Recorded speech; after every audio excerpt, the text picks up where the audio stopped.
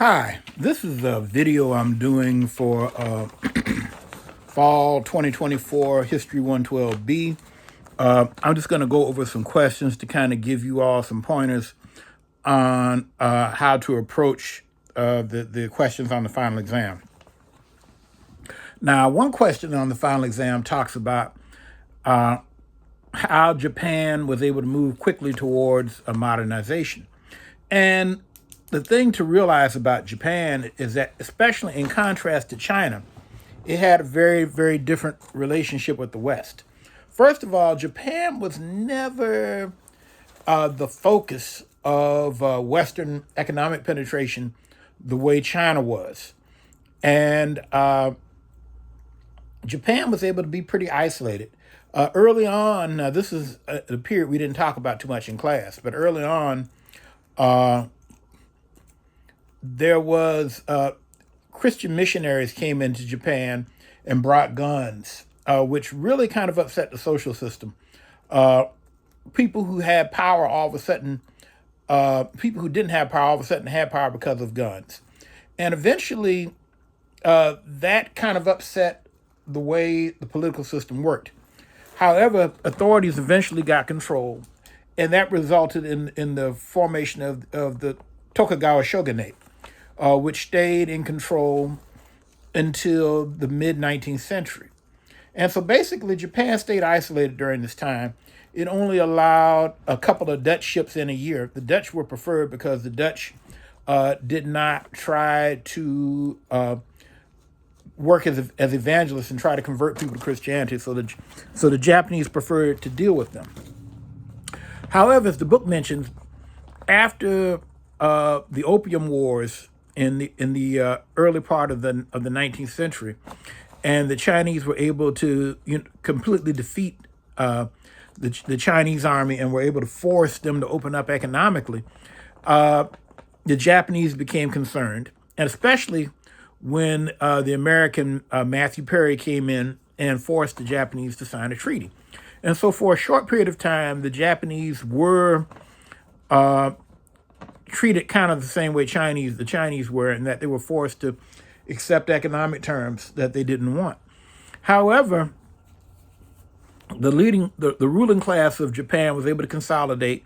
They were able to get rid of the Tokugawa system, and they were able to unite around the emperor. Now, the emperor never went away, because in the Shinto religion, which is the religion of Japan, the emperor has a central role. And so even when the emperor is not politically active, the emperor is always a revered figure. And so under the Meiji Restoration, the Meiji emperor took the lead and supported people to remove the shogunate and to begin the process of modernization.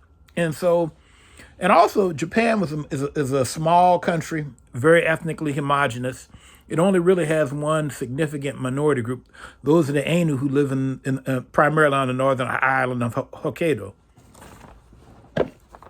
And so because of this, basically within about a 20 or so year period, the Japanese were able to send people overseas to get modern educations. They were able to industrialize and modernize the military.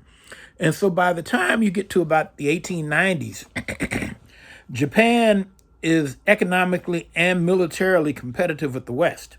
And so therefore it avoids colonization. Now, another question that I have is compare expansion in Siberia and the Western United States to expansion into Africa. Well, these two expansions are pretty different. First of all, the Western United States was contiguous to the east.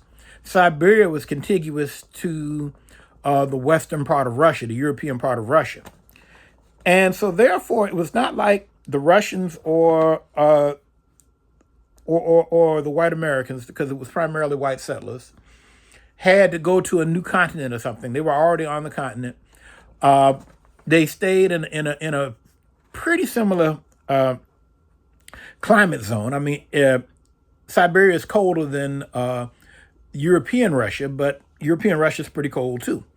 And so therefore it was not a huge change. And also, in both the Western United States and in Siberia, the indigenous populations were pretty small. These were cold areas that did not, especially Siberia was a cold area that did not favor a lot of agriculture. In the American West, especially as you get into the Great Plains, the Native American population was nomadic, followed the buffalo. And so these populations were relatively small. Both of them were isolated and did not have a great deal of disease resistance. And so between disease and superior military technology, and in the case of the Western United States, the destruction of the buffalo, and in both cases, the establishment of railroad systems, it was pretty easy for these areas to be incorporated into the United States and Russia, respectively. Africa was a very, very different situation because Africa, of course, is a huge continent, many different countries. And also, much of Africa, sub-Saharan Africa, is tropical. It had a lot of diseases that Europeans did not have resistance to. Now, by the time you get into the latter part of the 19th century, quinine, the drug quinine is discovered. And so that allows Europeans to come into tropical Africa and survive at much higher rates because they have some sort of a resistance to malaria with the drug quinine. But still, you never have a lot of Europeans come into tropical Africa. It's a very hot, very difficult climate. And so what we see is like with the case of Tippu-Tib, quite often Europeans work through Africans to try to secure influence. In some cases, like for instance, with the Congo Free State, you do have a significant number of Europeans in there, but even in that case, you still have African foot soldiers. And so because of this, African leadership was able to strike deals and able to maintain authority in a way that Native Siberians and Native Americans weren't able to. The fact that this was an environment that was hard for Europeans to live in, the fact that they were a much more numerous population, the fact that there was not going to be large-scale permanent migration there, put Africans in a position where they were not turned into a tiny minority. Even in South Africa, which ecologically was much more favorable to Europeans never became majority. I mean, back around the early part of the 19th century, Europeans got up to about 21% of the population, and then they have declined ever since. Nowadays in South Africa, Europeans are less than 10% of the population. And so those are really some of the basic differences there. Now, the third question is, how did advances in communication and transportation create the modern world? Well, you don't have the modern world without communication and transportation. Now, obviously, nowadays, in the 21st century, here in the 2020s, we have computers and cell phones. You can have pretty much instantaneous communication anywhere throughout the world. If there's a cell phone line, if there are computer lines, you can communicate with anybody within seconds. Now, at the end of the 19th century and going to the 20th century, communication was not that quick, but it was still much quicker than it used to be. With telegraph lines and the invention of telephone lines, people were able to get information in the same day throughout the world. Where there was a communication system, if a war broke out, if there was an earthquake or something, people found out within the same day. It wasn't a situation like it was at the beginning of the 20th century.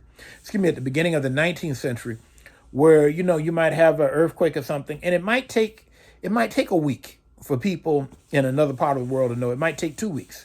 By the time you get to the 1890s, people could know things all over the world within a day, which made a huge difference. And where you had telephone lines, it was and telegraph lines, people could find out stuff very quickly. Now, along with this, the increasing of railroads and the development of steamships meant that people and goods could move all over the world pretty quickly. Once the Continental Railroad was set up, people could go from New York to San Francisco within a week. Prior to that, You would either sail around, you basically sailed around the tip of South America and came up on the other side, which would take months. Or maybe you might go to the Isthmus of Panama and then take a short trip across the Isthmus of Panama and then take a boat up on the other side, which would still take many weeks. With the railroads, all of a sudden, land travel could be done pretty much anywhere on the continent within a week. And you had a similar situation in Europe and in Asia. And of course, with colonization, railroads were built in Africa. Now, similarly, steamships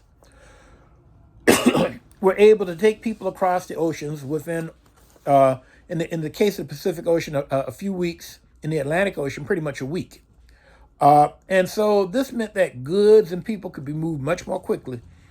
And this really created a much faster growing economy. People were able to travel much more easily. If things weren't good in a particular area, it became much easier to move to another area. If word got out that there was job growth in a particular area, it became much easier to move. It became much easier to move goods and services. I mean, for instance, a place like Argentina was able to import beef because of ships and refrigeration. They could sell beef. They could slaughter cattle in Argentina and get it up to Europe. As a matter of fact, some of the United States regulations on beef, on importing meat, developed at this time in order to keep Argentine beef out of the United States. And so therefore, between the period, say from 1885 to the beginning of World War I, this huge change in the ability to move people and information basically creates the modern world. It's not as fast as the world we're in, but it was far faster than what existed 50 or 60 years earlier. Now, the final question is the one about why did people find authoritarianism attractive after World War I? Well, the basic answer is World War I was a war that people saw coming. By and large, they did not try to avoid it because for the past 50 or so years, there had been many small wars in Europe. There have been many small wars over the world. And it was pretty much accepted that, this was the era of realpolitik.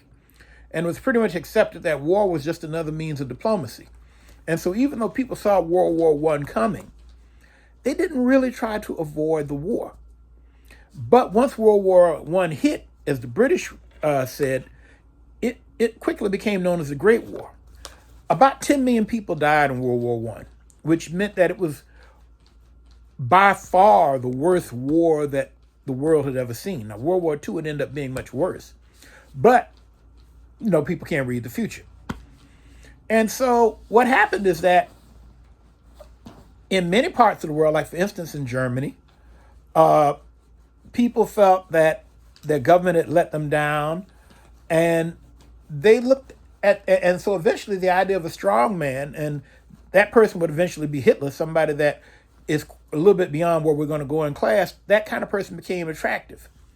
In Italy, it happened much more quickly. By the early 1920s, Mussolini, who developed the ideology of fascism, which was a nationalist ideology that really centered around a strong leader, he was able to gain power in Italy. And for the Italians who were allies on the winning side of the war, but yet didn't get anything they wanted, they had lost faith in democracy. And so therefore, Mussolini, as the strong man, represented power that they felt that their political system had failed to give them. And so that made him very attractive. In Russia, you had a different situation where you had the Marxist ideology of the Bolshevik ideology had become very attractive to at least a minority of the Russian population. And because of the collapse of the Russian royal family, the Tsar system, they were able to come into a power vacuum, and they were able to establish themselves in charge. I mean, the Bolsheviks never had majority support, which made them different from the fascists. The fascists actually did have a majority of support in Italy. But in Russia, because of the collapse of the political system, the communists were able to come in and they were able to establish themselves and their system of government. And so therefore, like I said, the upheaval that was brought about by World War One and the loss of faith that people had in the system because of the collapse meant that people were willing to look towards authoritarian and more extreme forms of government to solve things that had not been solved before. Well, anyway, I hope this information is helpful to you all in terms of putting together your final exam questions, answers.